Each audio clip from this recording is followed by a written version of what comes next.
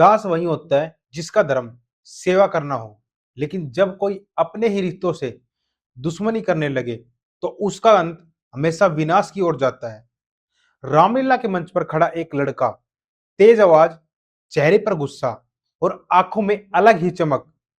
यह 21 साल का अक्षत प्रताप सिंह है, जिसे मोहल्ले के लोग राजा के नाम से जानते थे।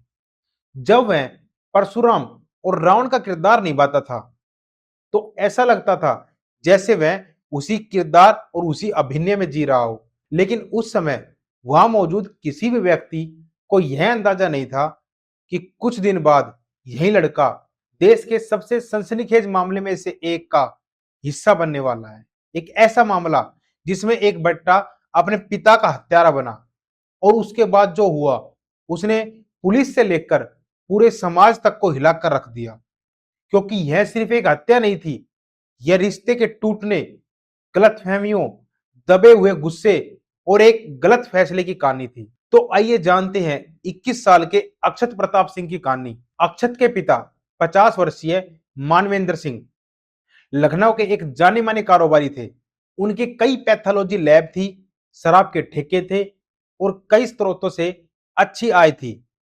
पैसे की कोई कमी नहीं थी। मोहल्ले में उनका सम्मान था। लोग उन्हें मदद करने वाले और मिलनसार इंसान के रूप में जानते थे। उनके परिवार में एक बड़ा बेटा अक्षत और छोटी बेटी कृति थी। कई साल पहले बच्चों की मां का निधन हो चुका था। इसके बाद मानवेंद्र सिंह ने दूसरी शादी नहीं की। उन्होंने अपना पूरा जीवन बच्चों की परवरिश में लगा दिया। दुनिया की नजरों में यह एक अच्छा, संपन्न और खुशहाल परिवार था। लेकिन कई बार जो परिवार बाहर से सबको मजबूत दिखते हैं, उनके अंदर सबसे ज्यादा दरारें छिपी होती है। 20 फरवरी 2026 की सुबह मानवेंद्र सिंह का फोन बंद आने लगा। जब दोपहर तक फोन नहीं खुला तो लोगों ने अक्षत को फोन किया और अक्षत ने कहा, पापा सुबह दिल्ली गए हैं, कल वापस आ जाएंगे। लोग निश्चिंत हो गए। लेकिन अगले दिन भी जब मानवेंद्र घर नहीं लौटे और फोन अब भी बंद आ रहा था, अब चिंता बढ़ने लगी। क्योंकि मानवेंद्र सिंह कभी अपना फोन बंद नहीं करते थे और फोन बंद भी हो जाता तो बाद में हर व्यक्ति को कॉल जरूर करते थे। मोहल्ले में चर्चा शुरू हो गई, आखिर वह कहाँ गए? क्या उनके साथ कोई हादसा हो गया या फिर कोई और बात थी? मोहल्ले वालों ने अक्षत को गुमशुदगी की रिपोर्ट करने के लिए भेजा। पुलिस ने जांच शुरू की। पता चला कि मानवेंद्र सिंह का व्हाट्सएप रात 1 बजकर 36 मिनट तक चालू था। उनके मोबाइल की आखिरी लोकेशन काकोरी की एक पैथोलॉजी में दिखा रही थी। लेकिन जब पुलिस वहां पहुंची तो फोन नहीं मिला। उसी दौरान एक सीसीटीवी फुटेज सामने आई। उसमें मानवेंद्र सिंह करीब रात 1 बजे अपने घर के अंदर जाते दिखाई दिए। लेकिन उसके बाद वह बाहर कभी नहीं आए। यहीं से मामला उलझ गया। अगर वह घर के बाहर निकले ही नहीं तो उनका फोन 22 किलोमीटर दूर कैसे पहुंच गया? यह सवाल जितना आसान दिख रहा है, उसका जवाब उतना ही खौफनाक था। अक्षत लगातार लोगों के साथ अपने पिता को खोजने का नाटक कर रहा था। उसने व्हाट्सएप ग्रुप बनाया, लोगों को जानकारी दे रहा था, भावुक संदेश लिख रहा था, पापा वापस आ जाइए, हम आपको बहुत याद कर रहे हैं। लोगों को उस पर तरस आ रहा था। किसी को भी उस पर कोई शक नहीं था। लेकिन सिर्फ 48 घंटे बाद सब कुछ बदलने वाला था। वह कबूलनामा जिसने देश को हिला दिया। अचानक अक्षत ने परिवार के एक पुराने वकील को बुलाया। वह परेशान था, घबराया हुआ था, उसकी बातें उलझी हुई थी और फिर वह टूट गया। उसने जो कहा उसे सुनकर सामने बैठे व्यक्ति के पैरों तले जमीन खिसक गई। अक्षत ने कहा, पापा अब इस दुनिया में नहीं है। इसके बाद पुलिस को सूचना दी गई। 23 फरवरी 2026 पुलिस मानवेंद्र सिंह के घर पहुंची और अक्षत को गिरफ्तार कर लिया गया। मोहल्ले के लोग हैरान थे। जिस लड़के को पिछले 2 दिन से अपने पिता को खोजते देखा था, वही लड़का अब उनका हत्यारा बन चुका था। 20 फरवरी को सुबह लगभग 4:30 बजे मानवेंद्र सिंह और उनकी बेटी कृति गहरी नींद में थे। लेकिन अक्षत जाग रहा था। उसके मन में एक गुस्सा था, पुरानी नाराजगी और बहस थी, अपमान था और फिर एक ऐसा फैसला जिसने सब कुछ खत्म कर दिया। अक्षत ने अपने पिता की लाइसेंस वाली राइफल उठाई और उनके सिर में गोली मार दी। एक गोली जिसने सिर्फ एक इंसान की जान नहीं ली, बल्कि पूरे परिवार को हमेशा के लिए बर्बाद कर दिया। इसके बाद जो हुआ वह और भी भयावह था। गोली की आवाज सुन कृति जाग गई। उसने अपने पिता को खून में लथपथ देखा। वह रोने लगी। उसने कहा, भैया हमारे पास कोई नहीं बचा। लेकिन अक्षत ने उसे चुप कर दिया और फिर उसने सबूत मिटाने की तैयारी शुरू कर दी। उसके बाद जो हुआ वह बेहद डरावना और विचलित करने वाला था। कीर्ति ने अक्षत से कहा कि हमारी तो माता भी नहीं है और तुमने पापा को भी मार दिया। कीर्ति की यह बात सुनकर अक्षत ने गुस्से में उसका मुंह बंद करते हुए उसे सोफे पर बैठा दिया और धमकी देते हुए कहा कि अगर तुमने किसी को यह बात बताई तो ठीक नहीं होगा। अपने भाई के सर पर खून सवार देख कीर्ति वैसे भी बहुत बुरी तरह डर गई थी और उसके अंदर इतनी हिम्मत भी नहीं थी कि वह अपने भाई के अगेंस्ट जा सके। कीर्ति की आंखों में डर साफ दिख रहा था, लेकिन उस डर के पीछे छुपा हुआ वह सच अब इस घर के हर कोने में फैल चुका था। 20 फरवरी की सुबह घर के अंदर सब खामोश था, लेकिन उस खामोशी के बीच अक्षत के दिमाग में एक सवाल घूम रहा था कि इसे सबसे कैसे छुपाया जाए। पिता का वजन करीब 110 किलो था, इसलिए उनकी लाश को एक जगह से दूसरी जगह लेके जाना बहुत मुश्किल था। इसलिए उसने लाश को घसीटा और बाथरूम लेकर गया। पहले उसने ऑनलाइन 2 चाकू मंगवाए, लेकिन जब उससे बात नहीं बनी तो वह बाजार गया और वहां से डोरी, आर्मी पैटर्न की मोटी थैलियां और कई सारे रूम फ्रेशनर और 10 लीटर तारपीन का तेल खरीद लाया। शाम ढलकर रात हो गई और करीब 8 बजे जब बाहर दुनिया अपनी जिंदगी में मशगूल थी, तब इस घर के बाथरूम में पानी की तेज आवाज के साथ एक ऐसा काम शुरू हुआ जिसे सोचकर भी रूंगटे खड़े हो जाए। खून के निशान कहीं जम न जाए, इसलिए पानी लगातार चलाते हुए अक्षत ने अपने ही पिता के शरीर के टुकड़े करना शुरू किया। सबसे पहले उसने दोनों हाथ फिर दोनों पैर को काटकर पॉलीथीन में बंद किया, जैसे वो कोई इंसानी शरीर नहीं बल्कि एक ऑब्जेक्ट हो। लेकिन यह सब करते वक्त अक्षत सिर्फ लाश नहीं काट रहा था, बल्कि अपने और अपने पिता के बीच हर रिश्ते को और यादों के टुकड़े भी कर रहा था। फिर पुलिस को गुमराह करने के लिए उसने एक और चाल चली। वो उसी रात करीब 22 किलोमीटर दूर काकोरी गया और वहीं पर अपने पिता के फोन को ऑन करके फेंक आया, ताकि जब इन्वेस्टिगेशन हो तो लास्ट लोकेशन घर की नहीं बल्कि काकोरी की दिखे।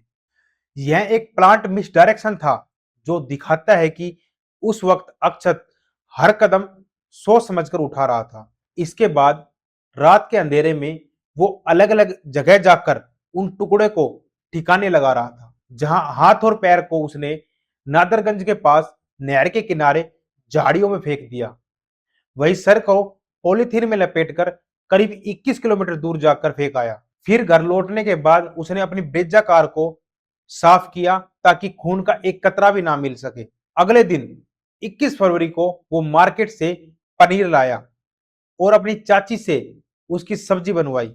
फिर उसी कमरे में बिल्कुल नॉर्मल तरीके से खाना खाया जिस कमरे में एक रात पहले खून बहा था। यह सिर्फ एक एक्टिंग नहीं बल्कि एक फसाड था जिसमें वह दुनिया को यह दिखाना चाहता था कि सब कुछ ठीक ठाक है। उसी दिन उसने राइफल को गद्दे के नीचे छुपा दिया था और फिर वापस धड़ के 2 टुकड़े करने की कोशिश की, लेकिन जब वह नहीं हो पाया तो उसने धड़ को पॉलीथीन में लपेटकर कंबल में बांध दिया। इस घर का ग्राउंड फ्लोर खाली रहता था।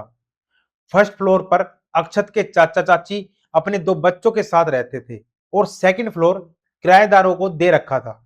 अब इस दौरान अक्षत के चाचा एसएस रजावत सिंह, जो यूपी पुलिस सचिवालय में दरोगा थे, वह बाहर गए हुए थे। वहीं किराएदार भी कुछ दिनों से घर पर नहीं थे। सो घर पर अब अक्षत और कृति के अलावा फर्स्ट फ्लोर पर चाची अपने 2 बच्चे के साथ मौजूद थी। अब इसी मौके का फायदा उठाते हुए अक्षत ने अपनी अगली चाल चली।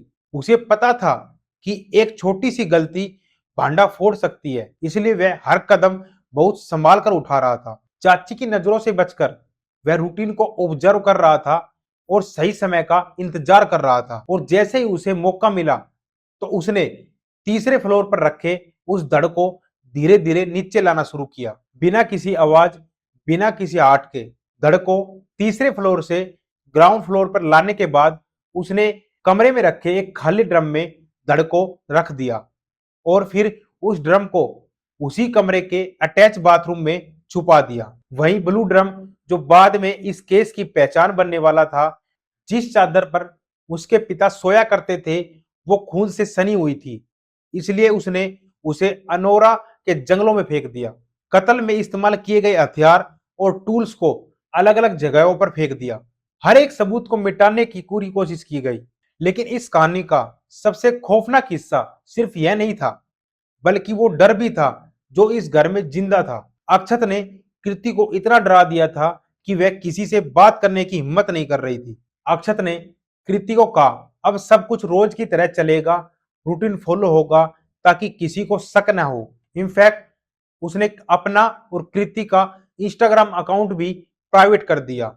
और शायद यह भी कहानी का एक डिस्टर्बिंग पार्ट है, क्योंकि एक तरफ घर में लाश छिपी हुई है, वही दूसरी तरफ जिंदगी बिल्कुल नॉर्मल दिखाई दे रही थी। कीर्ति डर के साथ 20 और 21 फरवरी को अपने 11th के एग्जाम देने स्कूल गई। पड़ोसियों के घर जाकर पढ़ाई कर रही थी, लोगों से मिल रही थी और सबको बिल्कुल नॉर्मल नजर आ रही थी, जैसे उसे कुछ पता ही न हो। लेकिन असल में वो हर पल एक ऐसे सच के साथ जी रही थी जो उसे अंदर तक तोड़ रहा था।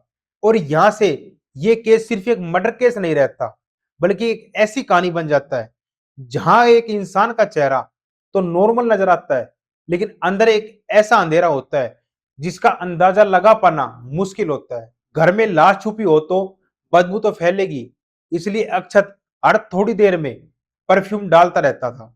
22 फरवरी की सुबह अक्षत ने अपने प्लान के अगले हिस्से के तहत पिता के धड़ से भरे हुए नीले ड्रम को अपनी कार में रख दिया, ताकि उस आखिरी सबूत को हमेशा के लिए मिटा सके। उसका इरादा इस धड़ को दूर जंगल में जाकर तारपीन के तेल से जलाने का था, लेकिन जैसे ही वह घर से निकलने वाला था, अचानक से शराब के ठेके का अकाउंटेंट घर आ जाता है और उसे मजबूरन अपना यह प्लान कैंसिल करना पड़ा।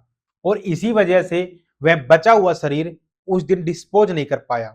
मोहल्ले वालों के कहने पर वह अपने पिता की गुमशुदगी की रिपोर्ट कराने जाता है। पुलिस को भी वही कहानी बताता है कि 20 फरवरी की सुबह उनके पिता 6 बजे दिल्ली के लिए निकले थे और 21 फरवरी को वापस आने वाले थे, लेकिन अब तक उनका कोई पता नहीं लग पाया है और उनके तीनों नंबर लगातार ऑफ आ रहे हैं। शुरुआत में यह सब मिसिंग का केस लग रहा था, लेकिन सीसीटीवी फुटेज और लास्ट का लोकेशन जैसे एविडेंस कुछ और ही इशारा कर रहे थे। इस बीच अक्षत लगातार सबको गुमराह कर रहा था। 135 कॉल्स करने के बाद वह खुद को परेशान दिखाता रहा। मोहल्ले वालों और भक्तिवर्धन सिंह के साथ मिलकर अपने पिता को ढूंढने का नाटक कर रहा था और व्हाट्सएप ग्रुप में भी लगातार अपडेट देता रहा ताकि कोई उस पर शक ना करे। लेकिन जैसे जैसे वक्त बीत रहा था, लोगों के मन में सवाल उठने लगे। पुलिस सोर्सेस के मुताबिक अक्षत को भी अंदाजा हो चुका था कि वो पकड़ा जा सकता है, इसलिए उसने अपने पिता के पुराने फैमिली लॉयर को घर बुला लिया। लेकिन जब सवालों का प्रेशर बढ़ा तो वो टूट गया और उसने सबके सामने अपना जुर्म कबूल कर लिया, जिसके बाद यह पूरी जानकारी सीधा पुलिस तक पहुंची और एक केस का असली सच सामने आने लगा। पुलिस के सामने दिए गए अपने कन्फेशन से अक्षत ने बताया कि उसके और उसके पिता के बीच काफी समय से तनाव चल रहा था। उसके पिता चाहते थे कि वो नीट क्वालिफाई करके एमबीबीएस करे, लेकिन अक्षत इस बात के बिल्कुल खिलाफ था। वह कहता था कि उससे कोई जबरदस्ती ना की जाए, क्योंकि वह पैथोलॉजी लैब के बजाय कोई और बिजनेस करना चाहता है, जैसे मैरिज लोन या रेस्टोरेंट खोलना चाहता है, जो उसके हिसाब से सबसे ज्यादा प्रॉफिटेबल होगा और बेटर ऑप्शन था। अक्षत के मुताबिक 20 फरवरी को इसी बात को लेकर उसके पिता और उसके बीच एक तीखी बहस हुई और इतनी बढ़ गई, उसने गुस्से में आकर अपने ही पिता की लाइसेंस राइफल से गोली मार दी। लेकिन यहां कहानी एकदम से नया मोड़ देती है, क्योंकि अक्षत ने जो वजह पुलिस को बताई वो सच हो या नहीं ये जरूरी नहीं। दरअसल परिवार के करीबी लोग इस कहानी को बिल्कुल अलग नजरिए से देखते हैं। मानवेंद्र सिंह के बहनोई और अक्षत के फूफा एस के भदौरिया ने साफ कहा कि नीट और एमबीबीएस के प्रेशर वाली बात पर उन्हें जरा भी भरोसा नहीं है, क्योंकि अक्षत पर पढ़ाई को लेकर कभी किसी तरह का मेंटल या फैमिली प्रेशर नहीं था।